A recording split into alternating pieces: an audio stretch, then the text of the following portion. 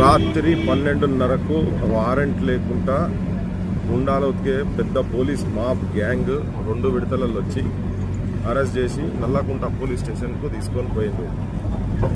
మార్వాడి ఏదైతే పెట్టుబడిదారు వర్గాలు, గుజరాతీ పెట్టుబడిదారు వర్గాలు అందరూ కలిసి నిన్న డీజీపీ దగ్గర పోయిన తర్వాత ఈ పరిణామాలు దారి తీసినాయి.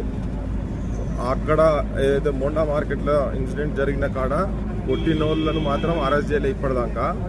కానీ మమ్మలను, ఈ ప్రాంత అస్తిత్వాన్ని కాపాడే ప్రయత్నంలో ఉన్నటువంటి మమ్మలను, నన్ను కానీ శ్యామ్ను కానీ అరెస్ట్ చేసి యూనివర్సిటీలో 2 పిల్లలు కానీ తీసుకొని పోలీస్ స్టేషన్స్కు తిప్పుతున్నారు. తెలియకుండా పోలీస్ స్టేషన్కు కొట్టినోడు బాగానే ఉన్నాడు.